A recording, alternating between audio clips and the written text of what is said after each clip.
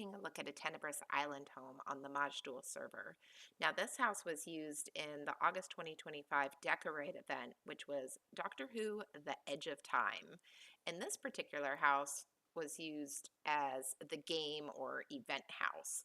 So this one is not listed on the housing or leaderboard, but you can find it under Valea's Tenebrous Island Refuge on the Kino side.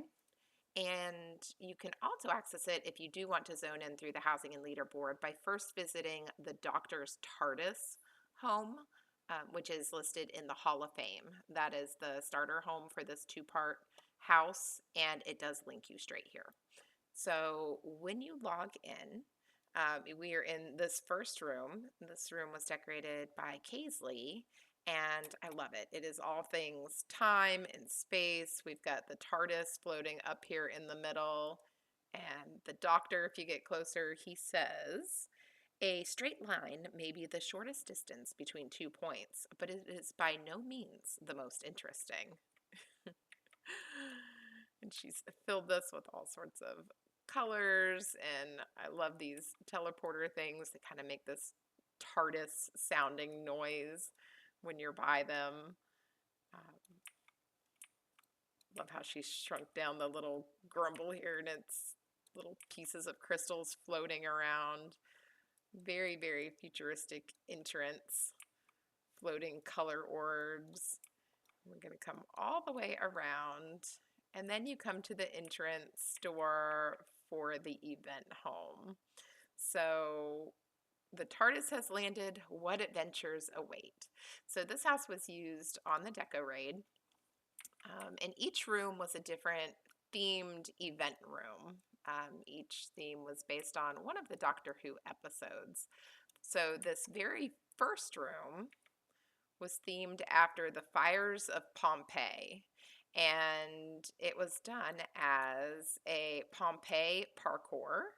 Like you're by Mount Vesuvius, and this is one that I put together, and the goal of this room is to jump across and find where the exit door is. So I should probably not have my flying mount on. We don't want to cheat. So let's change that. And I do know the way across, but so you can get an idea for it, I am actually terrible at parkour. As you can see, I've already fallen. I would have burned alive already. But we've just got lots of lava throughout the room, the rocks to jump up on, and I might have to cheat. I might have to use my mount. We'll try going this way to make our way across. But, oh, I'm going to fall again. The goal was for everybody, I got a boost here, to come in within the DecoRaid and then try to race and find the door. So some people were looking over along the edges, within the middle. The key here was to come all the way up the volcano, and lots of smoke and mist and fire sort of blocking this, but you can fall straight down through the volcano and find the exit door. So there is the first game. And then passing through, we've got another connector tunnel. We come into the second room. And in this game room, this one is the end of the world, engine room mayhem. And the idea behind this one would have been from the end of the world episode, where they were getting kind of too close.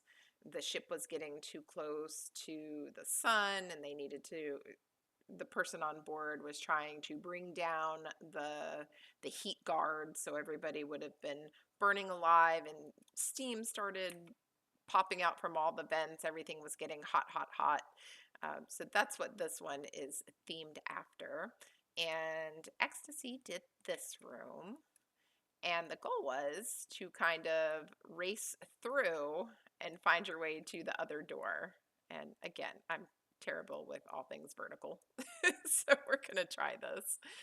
But we've got lots of gadgets and gizmos going haywire because of all the heat. She's got lots of fan blades here, and I wonder if you can make it through without getting hit.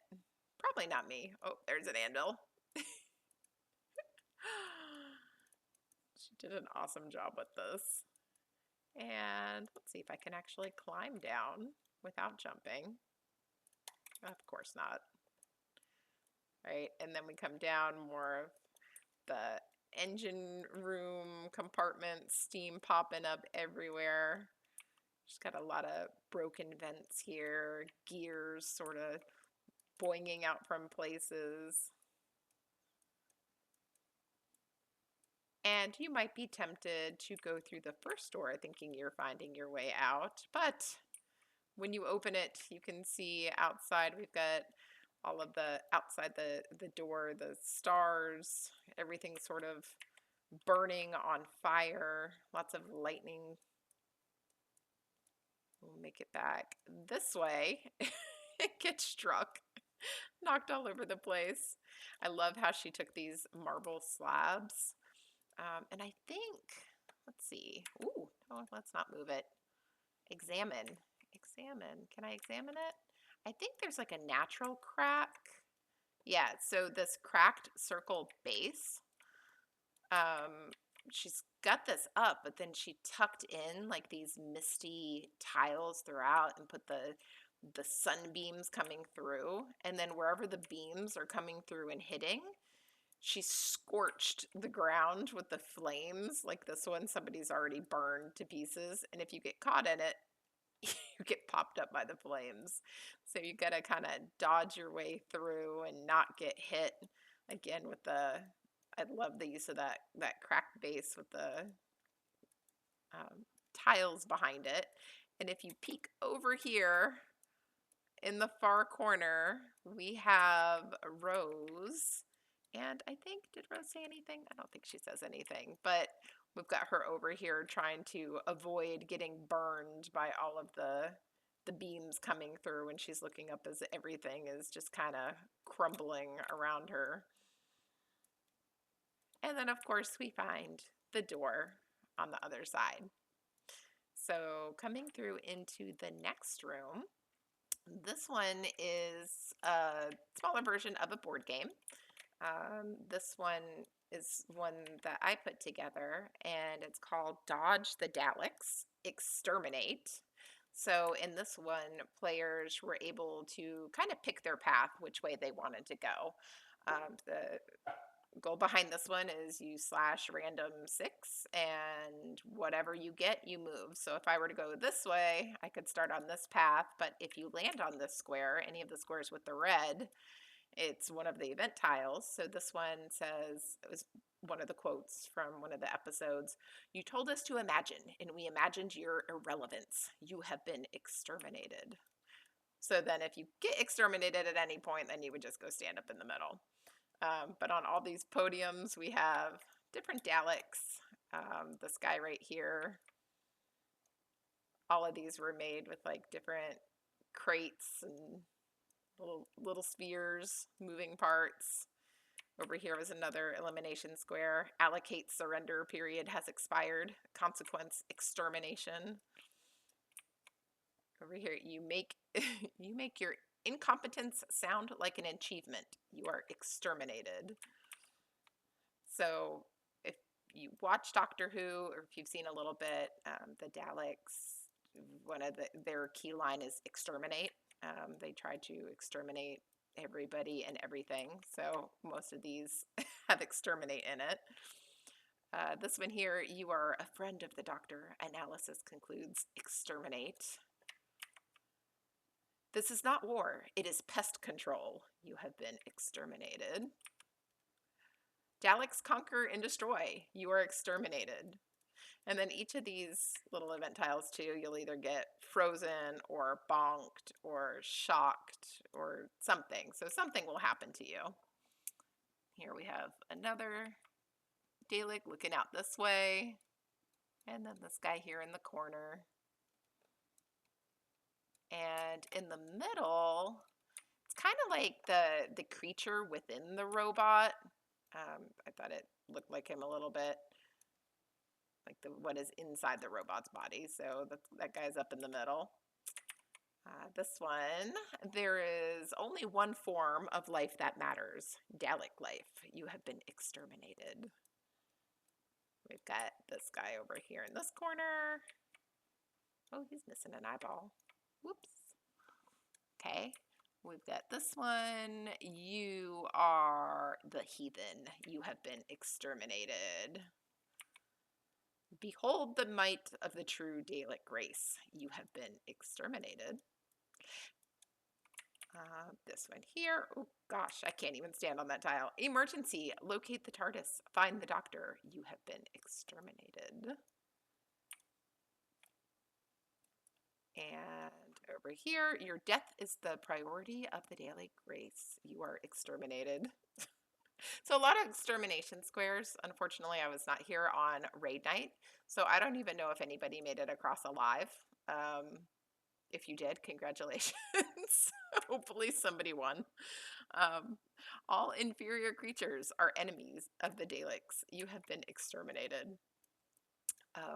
Yeah, so hopefully there would have been a first, second, third winner to make it across alive. With how many spots there are for extermination, I'm going to guess that there's probably a lot of eliminated people, but if you made it across, good for you. So this was the Dalek room. Coming on through, and I really, really love this one. Coming in here, we have Don't Blink. It's the Creepy Garden Graveyard Room. So the Don't Blink series would have been these statues that anytime you look away from them, they would come at you and attack. So Don't Blink was do not look away and you don't blink. So this was done as a red light, green light type event. This room was decorated by Kaisley, and so in this one, players would have come in and you turn on walk. So let's see if I can do this and actually walk through it. No, of course I cannot just do that. Let's see, can I find my walk? If I can't, I'll just go slow. You can tell I never turn on walk run, so we're just gonna go slow. So coming through, she made the pathway coming through the garden, and somebody would have been calling red light or green light. But this over here, in the episode, we had the doctor's warnings that were on the television. In one of them, I think he was having like a conversation. It was a one-sided piece of the conversation with somebody else who was answering, you know, one of those space-time, time loop continuum things where he already knew what to say because he had already been through it, I think is how that worked out. So it was kind of like the doctor on the television, and she did an amazing job kind of recreating that right here with the TV. And then coming through, again, we have the statues, which she has brought to life with actors with the wings in the background. So I think most of the statues were mostly like angels, like weeping angels. There might have been ones that looked a little different too. It's been a bit since I saw that episode, but a lot of them were like weeping angels. So she combined the house actors, which gave it that movement, and then also with the wings, which is really, really cool. The gazebo here in the middle. I think that's so pretty with all the vines that she added. And again, going through the really creepy graveyard with all the mounds, the little bones popping up. Look at this guy, how he's standing up and kind of crawling up the grave. Normally this crawling captive, I think it is. Yeah, crawling captive. He's normally on the ground, like just facing down. So I think that's genius, putting him crawling up. And we've got a little bit of bats and spiders. Just really spooky throughout. And look at this statue. This statue is really wicked looking. And I think, yeah, that's one of the Player Studio ones. But look at the face on that. I mean, that is really, really creepy. Then we've got more statues throughout, so you don't want to turn your back on them. Get walking backwards here. Then I like how the skeletons here, like partly down in the dirt, partly sticking up. Lots of creepy trees throughout. And look at that sky. Actually, I skipped it over here, but look at what she's done way up there with the moon and then the bat in front of it. Like, that is really neat looking. All right, which way was I going? Here we go. So heading back this way. Got some more ghouls popping out of the ground. And is this one of the skimmers? What is this? What are these heads? This looks like it's all together. See, I'm not going to be able to get a click on it. I don't know. I feel like the Knights of the Dead skimmer moves around. Not sure what that is. But all the little skulls look connected. They might be individual, but I think that's like one item. All right, and then popping through, you have made it to the end. Congratulations. We found the doctor's blue box. We have made it back to the TARDIS. We survived the Don't Blink graveyard. All right, so now coming in here, we have, is this Maid Gertrude? Is this the message I'm getting? Let me examine. Yeah, Maid Gertrude. And she says, "Stay away from the windows. There's a werewolf chasing and hunting us down. Oh no, he found us again. Run. He's coming through the window." Okay, so this room was themed after the Tooth and Claw, I believe. And it was done by Karrla, and I think Catchia and Metamarra helped out in the hallways as well. So we have the Howling Crown Jewel. And it says this estate was designed to trap the werewolf using a specially built telescope along with the Queen's Diamond. It's the Queen's Koh-i-Noor diamond. We're just going to say the Queen's diamond because I don't know what to say. But check out these windows. Okay, so looking out here, first we've got the werewolf trying to get in through the window. I love how he's like upside down and hanging, trying to get through. And then you come a little bit further in. Now he's down here and you're looking outside. Again, like all the plants are like creepy and spooky back there, and he's trying to bust through the window to get through. Love the use of the tapestry in the back as well with the moon and the bats. It's a great idea. And then coming through, we have inside the Queen's chambers, we have a lot of stuff. So let's see, did she say something? She does. Queen Victoria. She says, "Dear Heavenly Father, I come before you today asking for your divine shield to protect us from this evil creature. Surround us in your holy shield." And over here we have the doctor. And he says, "Quickly, Rose, keep turning the wheel. We need to line the telescope up. It's a light chamber. It magnifies the light, a weapon. We've just got to power it with the moonlight. Come on, keep going." And look at that. Look at how she was able to set them. I take it that's like the scribing work desk, maybe? But it looks like their hands are moving on the wheel. And look at how she's built this. So many different parts here. So we've got like a little crate shaped like this on the bottom, but then she's added all of these little moving gears in the wheel to kind of move this magnificent scope. And this is also built from a lot of different pieces. So she has combined everything here. And all together, everything just makes a huge statement piece. I mean, my character's a little small, but decent size. And look at this. It's huge. I love this. If you go back and just kind of look up, you can really see how she's taken the time and enclosed everything in, so you can see the spooky sky outside. And then the goal in this room, the challenge, if you will, was to find the jewel. So the jewel was needed to put inside the scope to magnify the light in order to catch the werewolf. So players would have been given instruction that they needed to look through everything in this room to find the Queen's jewel in order to win. So looking through, you can see, and they would have been linked, the actual jewel that they were looking for at the beginning. I don't have the link for that right now, but it's not this jewel. But you have to look through everything to kind of see, and some things would kind of fool you. You might see a little bit of glittering here, a little bit of glittering there, not the ones that you're looking for. Players might have come all the way over here looking through. You've got gold bars, you've got jewels down in this corner, like tucked down behind the books, but again, not the jewels you're looking for. You might even get brave and jump up into this junk pile and try to look through and think, hey, there's a jewel.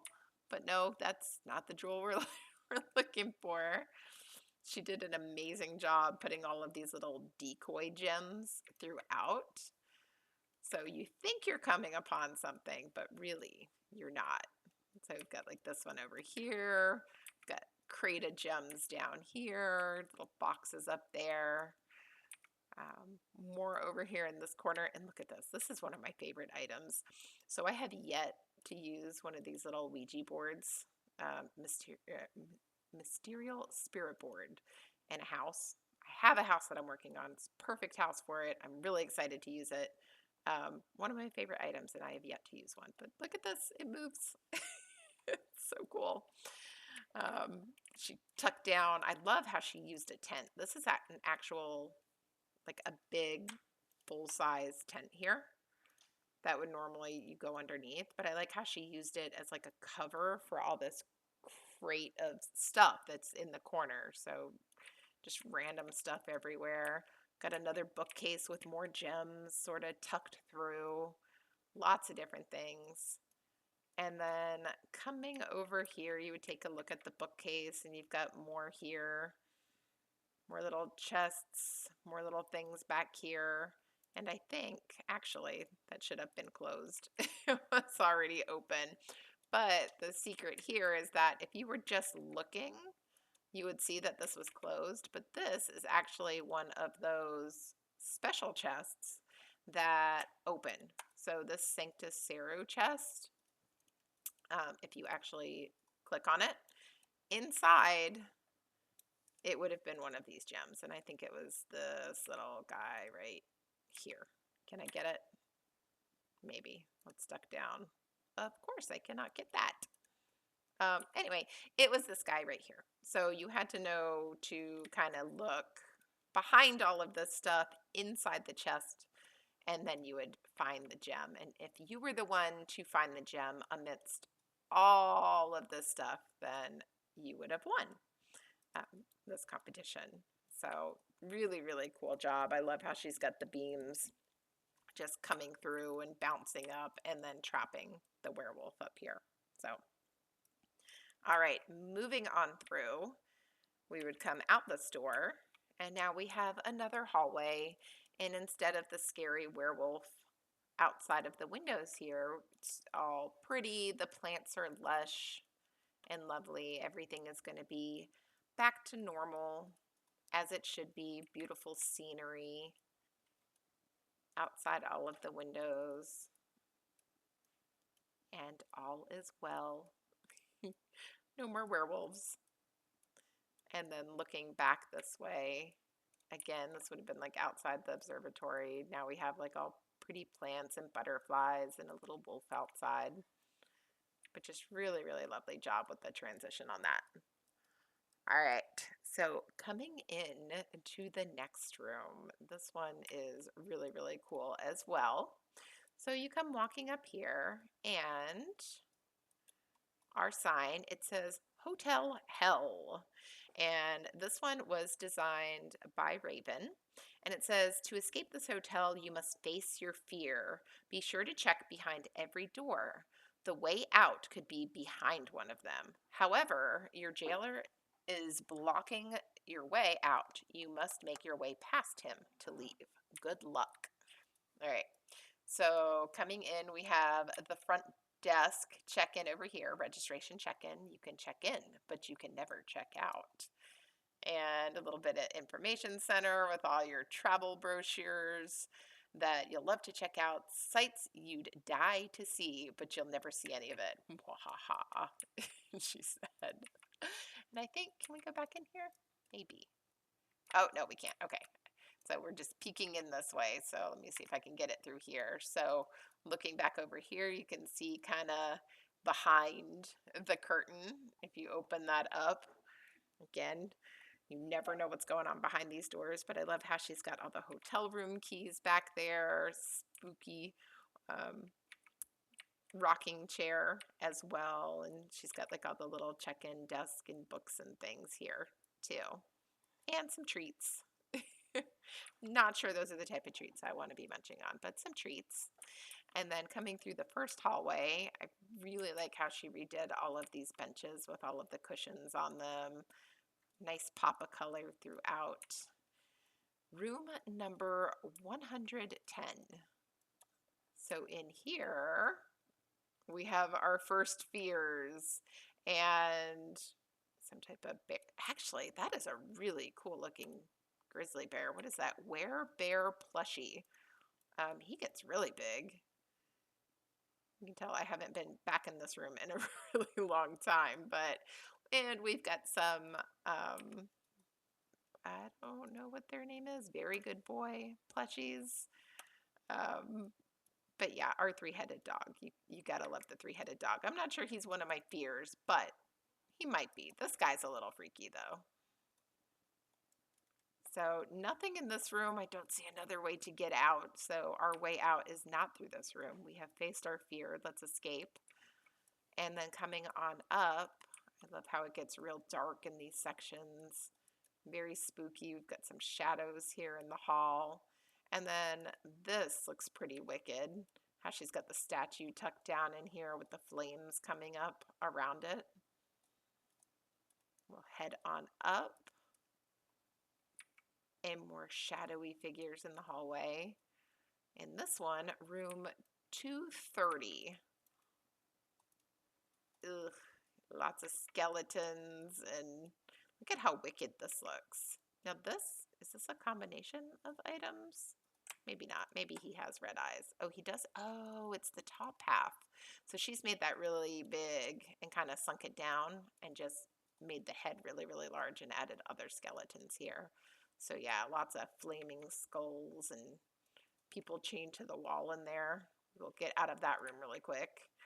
Room 240 across on this side. And this one we can come into. Ugh. We've got this guy right here, and oh, we've got a jump scare. And this one is like an undead Shishar. Shishar Soul Stalker. So yeah, he's gross. Now I don't know, I did not see this Doctor Who episode where they were trying to make it through the hotel. So I'm not familiar with what type of fears they actually faced in those rooms, but you know, it's a take on it for Nerathian style. All right, room 250. And oh, we've just got the creepy painting behind this door. Like how she put the misty frame over that to add a lot of movement. Room here, room 260. Now this is one, actually, this has got a really cool effect on it. So normally this statue, let's see, can I get a click just on the statue? Maybe. The statue is normally, no, not that. So she's got a lot of things layered here. So normally the statue is like a normal marble-ish color. So she has got shadows in here, which is making that darker. And then she's also got one of these chrono weave talismans going in front for some extra movement. And then of course all the misty tiles. So that really, really makes this Scorcher statue look pretty evil. So very, very nice job on the effect in that one. Uh-oh, look, can I get out? Open, move, uh-oh. Let's go into first person. It really is hotel hell. It has trapped me in the room. All right, coming down and around. We will go this way. It's like a maze in itself. Hopefully I came out and went the right way. Right, room 305. So room 305, oh, we've got lots of dancing skeletal pygmies.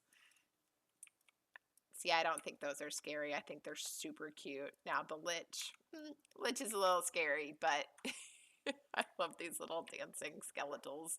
There is one more day of Nights of the Dead going on right now. Actually, if I put this up tomorrow, it will be the last day. So if you don't have these little dancing skeletals, log in and get some. They are so cool. Look at them. You just gotta love them. All right. So there's no way out of this room. So let's go ahead and make it back out. The door we came in, we'll go across. So room 315. Another one that we can go into. Oh, and this one, she's got lots of like these scary liches in here. Looks like somebody has pulled a heart. What is this? That's gross. Preserved organ. So it's like they're harvesting your organs in here. Hearts, random organs. And then we've got this guy here. Again, really cool combination using this type of summoning circle as well with like the darkening lights. Makes it really, really creepy. Right, and then we're gonna come in a little bit more and we have room 325. Behind this door, spiders. Ugh, lots of spiders. Spiders on every wall. Our giant arachnid, what is it? Female drachnid plushie here as well. Like how she's taken the spiders and put some of them on the walls, some are on the ground, just spiders everywhere. This is a definite fear. Definite fear. All right, room 335. And creepy screaming face. Again, good combination for the effects. Now this face normally has the blue light inside of it, but she's added everything around it with all of the tiles and the sort of Aetherneer looking tile behind it. Or Karrla? Maybe that's a Karrla. I don't know. I'm not on my carpenter. And I don't think I can get a click on that. So yeah, and she's put the blue misty over it and then hung another one of those darkening lights. And look at how the lighting just changed when I looked up. It's like bright and then it gets dark and shadowy. And look at how much creepier that looks. Just really, really cool effects. All right, and now we're coming back down the other side. So by now it would have been very, very easy to get turned around backwards. It looks like where we just came from. Let's hope it's not, because there's a good chance that I could have gotten turned around. This is a sign. We're missing a room number. Oh no. Yeah, this is not my favorite room. This is very creepy. Actually, it looks like the effect when you zone in here. We've got them on the walls. It looks like we're looking at them on the ceiling. We've got things turned sideways. And of course, the creepy, creepy music coming from this thing right here. What is this? That's not it. That's not it. Can we click it? Watch, I can't click it. I'm having issues today. That's not it either. There you are. Bristlebane Day Gesture. So this guy here. To add to the extra creepy factor, sometimes these heads disappear on me. And then all of a sudden, it'll pop back in. So it really is like a jack-in-the-box where it might be a real glitch. It might be an intentional glitch. I don't know. I think it's working as intended because sometimes it'll disappear and then it'll poof, pop right back up. So it's like a real jack-in-the-box. Very, very freaky. All right. Coming through, I think we are getting close to the end. Let us see what is behind this door. Ooh, hello. This is a combination of a couple things. So this looks like a statue. This is like a statue back here. Orbs of Unseen, which is giving that effect with the balls right behind it. And then, of course, you have this guy, and this is Praxis. So Praxis is right in front of those big orbs and very, very creepy. I don't think I like that room either. Let's keep going.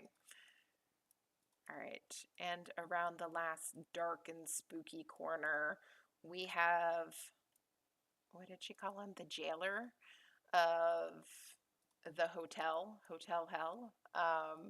And I think, again, I haven't seen the episode, but I think the jailer of the hotel maybe might have actually been a Minotaur. So that worked out perfectly.